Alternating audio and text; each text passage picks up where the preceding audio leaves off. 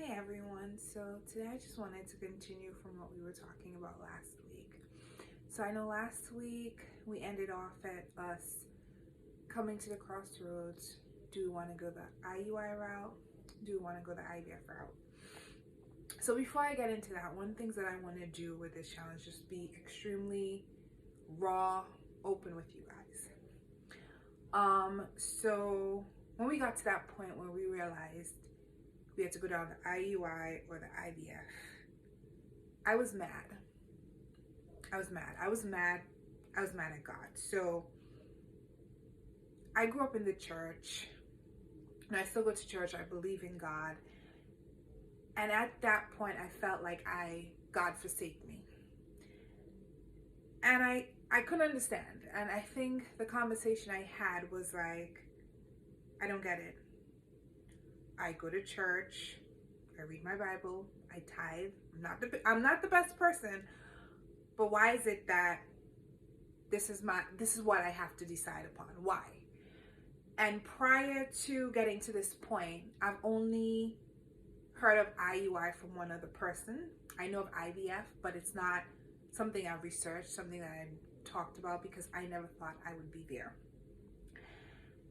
And I guess it hit me harder because, growing up, and this is for me, growing up, you have this thing where you want to get married, you want to have this amount of kids by a certain amount of time, and then this happens and you're like, will I ever be able to carry a kid?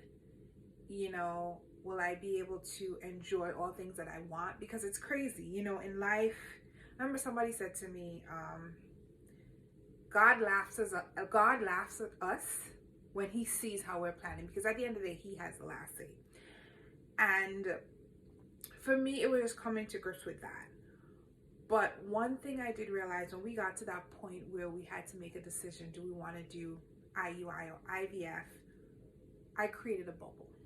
And I'll tell you why. Before we got to this point, every time someone would see us, they would be like, oh, you've been married for this amount of years. Why don't you have kids? You don't want to wait too long. You're getting old. And of course, that would play on me because I knew what we were going through. I knew we were trying, but it wasn't happening. And I think I created a bubble because of all the unsolicited advice. So, I've heard people say, oh, it will happen when it's supposed to. God's time is the best, and that's fine. But somebody who is trying to actively conceive and that hasn't happened, that's not something you want to hear. So you would hear that, or you would hear, you're not doing the right positions, or you're not eating the right food, or what? I think the one that hurt me the most was when somebody said, not everybody was born to be a parent. And that made me shut down, because even if you thought it, that's not something you say. And so I created a bubble where anything going forward, only those people would know. So my bubble consisted of my husband, my mom, my sister, my best friend. And I kept that bubble really tight because I had enough going on. I didn't want to deal with unsolicited advice. So now we get into the fact, do we want to go IUI? Do we want to go IVF? So I had a conversation with my doctor when we were in New York, and I said, I'm not sure which route I want to go. And he said, let me just let you know, you said to me that you're moving to the Midwest, and it gets sticky because if you have embryos in New York and then to move them to Chicago, it's a lot of different paperwork, a lot of different back and forth. He's like, my suggestion to you would be to wait until you get to the Midwest and decide, what you want to do. So in that process, I'm thinking, and I went and I researched for my company to see like, hey, do we offer fertility benefits? And we had, for my company, it was $25,000 for a lifetime. And in my head, I'm thinking, oh, $25,000 is a lot. It really isn't. So when I saw the $25,000, I continued to do more research, and I said, okay, if we go the IUI route, it would only cost us maybe $2,000 or so per try, versus IVF, which had a higher price tag attached to it. And I think in the back of my head, I was like, oh, I don't need IVF. IUI is going to work, just because I know that my uterus was distorted because of all the fibroids. So I thought, okay, fine. If we do IUI, get some assistance, we would be fine. That was my thought process. So I said to my husband, you know what? Let's go the IUI route. Let's try a few rounds. If it doesn't work, then we'll go to IVF. Now, one of the things about moving to the Midwest was I didn't know the doctors here. I didn't know the hospitals. I knew nothing. So it was kind of like you were doing your research. And if I knew then what I know now about choosing a fertility clinic, I would have done everything differently. So for me, now looking back, I can't believe I made such a decision based off of that. I looked at which clinic had the most locations in close proximity to where we were going to be living. I looked at who was open the longest, who was open on the weekends, because I looked at convenience, like, hey, if I need to leave work for a few, if I need to go before work. So all that stuff I was looking at. And so I picked a clinic based on that. I did some reviews. They said they had, good reviews. And I said, you know what, we'll try with this clinic. Once again, it's crazy how many things I know now. And I look back at myself then and I'm like, really? You made a decision based on that? But anyways, you live, you learn. So I went with this particular clinic and I got a list of the doctors. I researched the doctors, I picked one. So I picked a doctor and they had no appointments until I think it was June of 2021, which was fine because that was around the time we were going to be moving. So I used those months to make sure I had all my doctor's paperwork sent over, all my records, everything that they needed was there, so that when we were ready to have a consultation, do whatever, everything was there. Fast forward, I got to the Midwest and we had our doctor's appointment. So she said, okay, you know what? I'm going to need your husband to repeat some of his labs because it's been like, a year. And there's some more tests that, we want you to do. So one thing that we did was a saline sonogram. So this is where they infuse, well, I'm going to say it's with water. Don't quote me, because once again, this was like almost 2 years ago. Certain things are like a blur for me, but I'm going to try my best to remember. So we did a saline infused sonogram, and this is where they looked at my uterus. So she said, okay, that's fine. There's no fibroids in the cavity. There's no scarring. We're good to go. She did say that, I still had fibroids, which I knew. She said there was one that was close to the muscle that she was concerned because if I did get pregnant, once I got maybe about 5 months, then it would be like the baby and the fibroid would be competing for, blood. So, but she said, we're not going to think about that right now. You've already had 2 surgeries. So we're not doing any more. So here I am, all excited. We're going to do IUI. Let's get it. So with IUI, sometimes a doctor will put you on medication to have you grow more follicles. So in this case, the first one I started with and an abdominal ultrasound. And from there, they would say, okay, it's growing this much. Maybe they may have me take less of a dosage, or it just depends on the follicles, because they want it to grow to a particular size but not too big. So once they say, okay, you know what, this is the size that we want it to be, they would call me and say, okay, we need you to trigger at a particular time. So in this case, I would trigger HCG. So when I would trigger, take an injection, it would bring on ovulation within 36 hours. So what it is that they would do the IUI procedure before that, so that when the egg actually drops, the sperm would be there to meet it. So because we were still going through COVID and everything, it was a case where they would want my husband to do a sample in a cup and then bring it to the clinic. So what he would do, he would have to, produce a sample not more than an hour. And once we're driving to the clinic, I would hold it, close to the body just to make sure it's at room temperature. We would get there to the clinic, and what they would do is they would take the sperm, they would wash it, they would remove those that weren't mobile, those that weren't good, that didn't look good, and then they would keep the good ones. And what they would do is they would put the sperm into catheter. At that point, I'll be laying down on the examination table. They would then, of course, first thing, my bladder had to be full. And it's crazy how I think about it, I'm like, there's so much technology, so much advancement, and you still have to have a full bladder, which I think was like the most uncomfortable thing ever. To like literally have something going inside you and you're just like, I want to pee, but you can't really pee. So they would put the catheter inside of me, and they would release the sperm. So basically when the egg drops, the sperm is there. So basically it's kind of giving the sperm some help. So it doesn't have to go through, it's right there for when the egg drops. So once it's finished, they would have me lay on the examination table for about 15 to 30 minutes. And then I would be able to leave, go home. They would say, try not to do anything too strenuous, but you can continue with your regular activities. So if it's a case that I wasn't accustomed to going to the gym, I wasn't going to start the gym the day I did that. So the crazy thing about the 2-week wait, the 2-week wait has to be the hardest wait ever, because it's kind of like any movement, any change in your body, you're like, am I pregnant?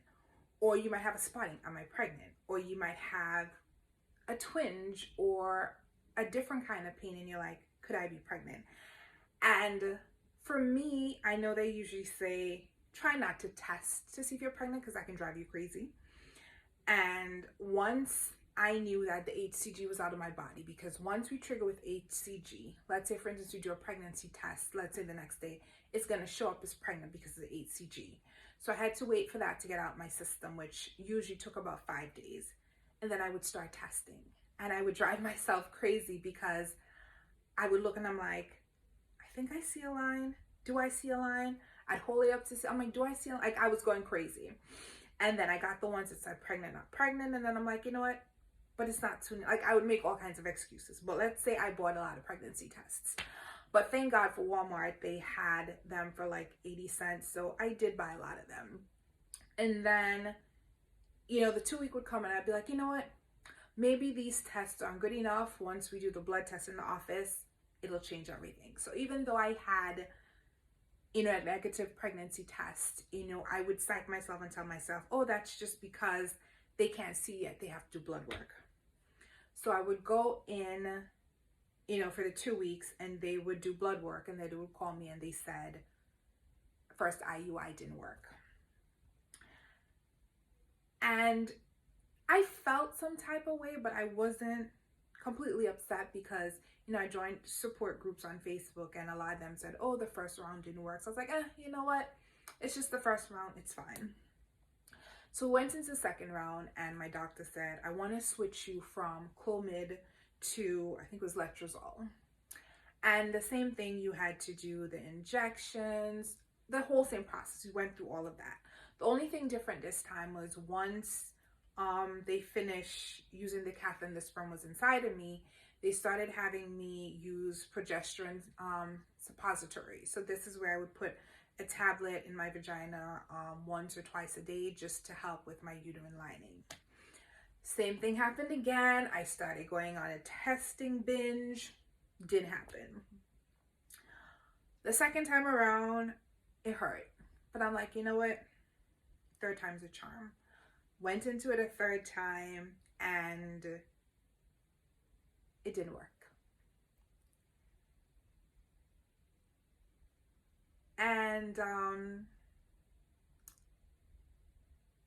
that was a hard reality, because here I was thinking I removed the fibroids, probably my uterus was distorted, so now that we have help with the sperm, everything would be fine. And it was not. And I remember having a consultation with my doctor, and she said, some people go through 5, 6, 7 rounds, and you know what? More power to them. But I said, I don't want to do anymore. I think I got to a place where I shut down. And I didn't know what was next.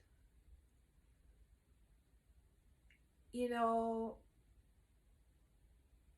you think about all this journey, you see everyone on Facebook, and they do say that comparison is a thief of all joy. You do see people on Facebook, Instagram, and everyone's having all their pictures, their Thanksgiving pictures, and you're just like, will that ever be me? And I remember around the time that it didn't work, I was planning my best friend's baby shower, and surprisingly it was therapeutic because it meant I didn't have to think about what was going on in my world, and I could just focus on giving her all that she needed. So that was a good way for me to escape everything. But honestly, after that, I didn't know. I didn't know, and I was scared. I was scared because now we have to look into IVF, possibly. Can I afford IVF? Can I handle all the injections? Can I mentally handle it? And through those months, you couldn't tell. I was the happiest person you would ever see. And nothing changed for me. If you saw me, still look the same, nothing changed. But behind closed doors, I was suffering. I was suffering because one of the things that I wanted so bad, I didn't know if it was going to happen. And this is one time that I really had no control. You want a good job, you want to be able to, let's say, have a certain size body. Like, you work towards these things to make it happen. In this case, it's not me. And I don't know what it is. I really don't know what it is. And I said, I wish I had answers. I wanted answers. And I said to my husband, I said, I think I want to do IVF. And he said, are you sure? Can you physically and mentally handle that? He's like, I've seen how, these 3 IUIs have done a number on you. Are you sure this is something that you can handle? And I said, I don't know, but I know that I want a baby. And if this is the small price I have to pay, that's what I'm going to do. So after 3 unsuccessful rounds of IUI, we decided that we were going to get a bit more information and we were going to go the IVF route. So next week I will talk more about our IVF journey as we start a whole new process with lots of appointments, lots of injections, and a lot of things that they don't tell you. Thank you guys for tuning in.